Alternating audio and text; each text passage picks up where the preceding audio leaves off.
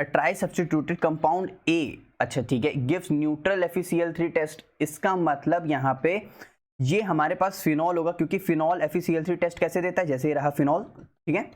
इसको हम लोग ने रिएक्ट कराया FeCl3 के साथ, तो ये कैसे टेस्ट देता है, यहाँ से ये वॉयलेट कलर कॉम्प्लेक्स कंपाउंड देता है बच्चों, क्योंकि O- ये रहा Fe,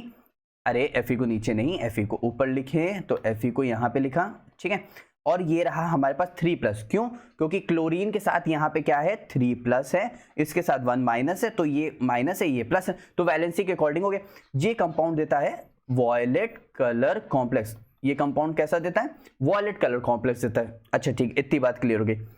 इसके बाद हम लोग को कह रहा है ट्रीटमेंट ऑफ ए रिएक्ट करना है, ठीक है, विद आयोडाइड, इन सब के साथ मिथाइल आयोडाइड कॉन्सेंट्रेटेड NaOH के साथ, कॉन्सेंट्रेटेड NaOH के साथ दे रहा है, इसका मतलब या तो दो रिएक्शन होंगी, या तो क्लेमेंसन होंगी या तो हमारे पास वुल्फ कृष्ण होगी, खैर वहां तक नहीं जाते। यहाँ पे कंपाउंड ए डील कलराइज कर रहा है KMnO4, इसका मतलब यहाँ पे बेयर्स रिएजेंट वाला हमारे पास यूज कर रहा है, ठीक है। The number of pi bond present a पूछ रहा है, यानी इस कंपाउंड के अंदर कितने पाई बॉन्ड प्रेजेंट होंगे हमसे ये पूछ रहा है, ठीक है। इसका मतलब यहाँ पे हमारे पास अगर हम लोग देखें C10H12O2 है, जब भी हम लोग पाई बॉन्ड यानी डिग्री ऑफ अनसैचुरेशन निकालते हैं, सैचुरेटेड मतलब हमारे पास सिंगल बॉन्ड्स, अनसैचुरेटेड मतलब हमारे पास या तो ट्रिपल बॉन्ड है या तो हमारे पास डबल बॉन्ड है, तो यहाँ से हमारे पास पाई बॉन्ड पूछ रहा है, तो पाई बॉन्ड पूछने के लिए या तो डबल बॉन्ड होना चाहिए या तो ट्रिपल बॉन्ड होना चाहिए, इतनी बात क्लियर। अच्छा, मेनली हम लोग लेते हैं डबल बॉन्ड, तो यहाँ से O2 को हटा देते हैं, क्योंकि O2 नहीं होता, इसका फॉर्मूला होता है हमारे पास 2C+2 माइनस का H/2, हमारे पास ये फॉर्मूला होता है, ठीक है। तो अगर ये हमारे पास, अगर एक बात बताओ, अगर ये हमारे पास एल्कीन होता तो एल्कीन का फॉर्मूला क्या होता है, CnH2n+2, यानी n हमारे पास सबकी बात 10 है, तो 20 + 2 22 हो जाएगा, यानी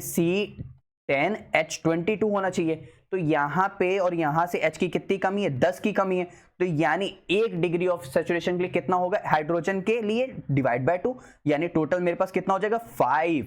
इसका मतलब यहाँ पे हमारे पास 5 डिग्री ऑफ अनसैचुरेशन आ रहा है, इसका मतलब मेरे पास एक बेंजीन रिंग है,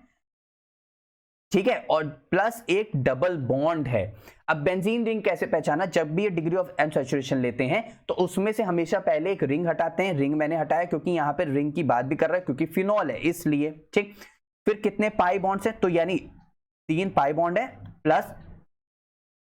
3 पाई बॉन्ड है, प्लस यहाँ पे मेरे पास एक 1 रिंग है, इसका मतलब टोटल मेरे पास कितने हो गए 4 हो गए, और एक पाई बॉन्ड हो गया, टोटल कितने हो गए 1 + 4 यानी 5 हो गए, तो 5 मेरे पास DU तो है। अब पूछ रहा है कि इसके पास the number of pi bonds कितने, इसका मतलब रिंग के बाहर मेरे पास एक कोई ना कोई डबल बॉन्ड से अटैच पाई बॉन्ड होगा। 3 कार्बन हो सकते हैं, क्योंकि 1 2 3 4 5 6 7 8 10 कार्बन है, तो 1 2 और हो जाएंगे, ठीक है। अच्छा, यहां तक क्लियर हो गया। इसका मतलब पाई बॉन्ड कितने, 1 2 3 और एक रहा 4, तो total number of pi bonds 4, DU कितने होंगे 5। तो इस तरह से हम लोग इस क्वेश्चन को सॉल्व करते हैं, तो हमारे पास पूरा आंसर कितना आ गया, यहां से 5 आ गया।